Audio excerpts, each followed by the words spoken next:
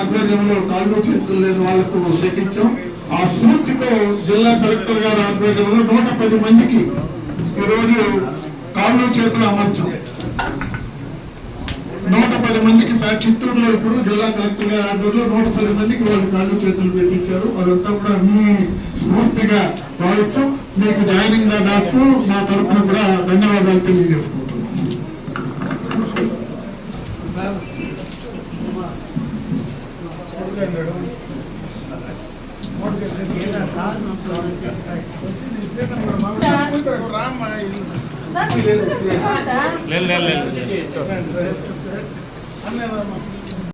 మనకి తెలుగు భాషా సంస్కృతికి సంబంధించి ఏవైతే మనం చర్యలు చేపట్టాలో, తెలుగు భాషను ఏ రకంగానైతే కాపాడుకోవాలో, కళని ఏ రకంగా కాపాడుకోవాలనే అంశం పైన మనకు రచయితలను కూడా చర్చించుకోవడం సార్.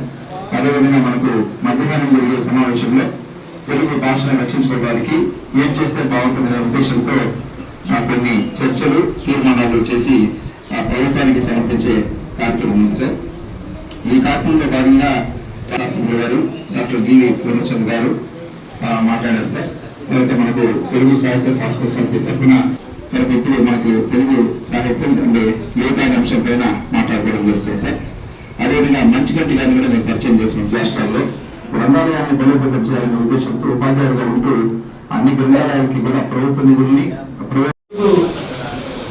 సాహిత్యానికి సంబంధించి తెలుగు భాష ఏ రకంగా మనం తెలుగు భాషని కాపాడుకోవాలా, భవిష్యత్ తరాలకు ఏ రకంగా అందించాలనేటువంటి ఒక మంచి ఉద్దేశంతో ఈరోజు ఇక్కడ కార్యక్రమం ఏర్పాటు చేయడం. ఈ కార్యక్రమానికి పెద్దలు, గౌరవనీయులు, సోదరులు లాంటి మండలి బుద్ధప్రసాద్ గారు, ఎందుకంటే ఆయన సహచరుడే, నాకు శాసనసభలో డిప్యూటీ స్పీకర్గా చేశారు. అదేవిధంగా శాసనసభ్యుడిగా చాలా కాలం పనిచేయడం జరిగింది. వారి తండ్రి గారు కూడా మండలి వెంకటకృష్ణరావు గారు పార్లమెంట్ సభ్యులుగా, మంత్రులుగా, ఆయన కూడా తర్వాత మంత్రిగా పనిచేసినటువంటి రాజకీయ నేపథ్యం ఉన్నటువంటి కుటుంబం. ఇటువంటి రాజకీయ కుటుంబాల్లో తెలుగు భాష పైన కానీ, సాహిత్యం పైన కానీ అభిమానం ఉండి భాషను కాపాడుకోవాలనేటువంటి ఆలోచన ఉన్నటువంటి ఏకైక కుటుంబం నాకు తెలిసినంత వరకు రాజకీయాల్లో మన రాష్ట్రంలో ఈ తెలుగు భాష పైన అత్యంత ప్రేమ ఉన్నటువంటి కుటుంబం నుంచి వచ్చినటువంటి వ్యక్తిగా నాతో ఆయనతో కూడా కలిసి పనిచేయడం కూడా నా అదృష్టంగా కూడా భావిస్తున్నా. అదేవిధంగా వేదిక పైన చాలా మంది పెద్దలు ఉన్నారు, నాకు కొంతమంది తెలుసు.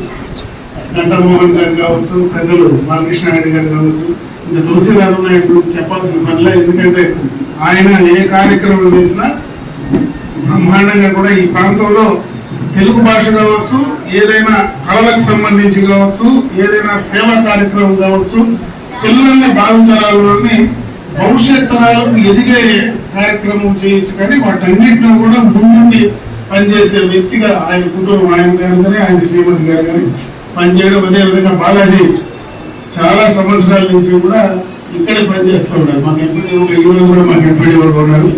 అటుపక్క ప్రభుత్వ ఉద్యోగం చేస్తూ ఇటుపక్క సాహిత్యం పైన అభిమానంతో కూడా ఈ కార్యక్రమాలన్నీ కూడా చేస్తూ ఉన్నారు.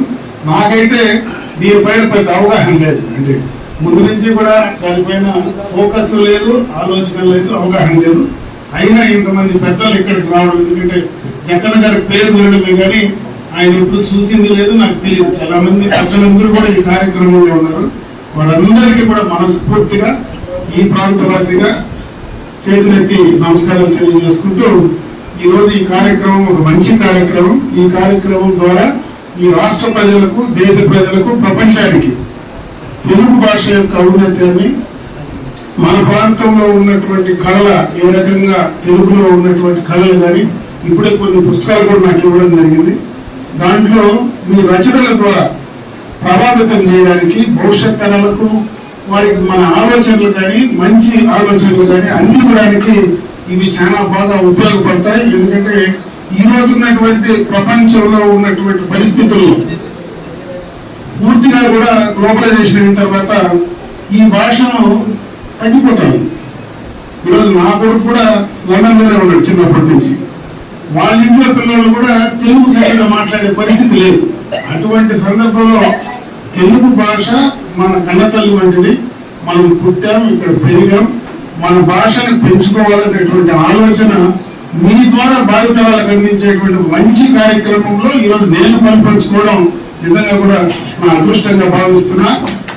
ఈ ప్రాంత ప్రజాప్రతినిధిగా ఈ భాషకు సంబంధించి మీ యొక్క ఆలోచనలకు సంబంధించి ప్రభుత్వ పరంగా కానీ మరి అదేవిధంగా సంఘపరంగా కానీ మా వంతు ఏ చిన్న అవకాశం సహాయం దొరికినా చేయడానికి నేను సిద్ధంగా ఉంటానని చెప్పి మరొకసారి చేసుకుంటూ ఎక్కువ సమయం మీతో ఉండలేకపోయినా, ఎందుకంటే పెద్దలు బుద్ధప్రసాద్ గారు పొద్దున నాకు తెలియదు మొన్న కూడా కలిసే అవకాశం తప్పకుండా తీసుకుంటా. ఎక్కువ సమయం మీతో ఉండలేకపోయిన దానికి నన్ను క్షమించమని చెప్పి మరొకసారి తెలియజేసుకుంటూ నాకు అవకాశం కల్పించిన పెద్దలందరికీ కూడా హృదయపూర్వక ధన్యవాదాలు తెలియజేసుకుంటూ సెలవు తీసుకుంటూ జాయిన్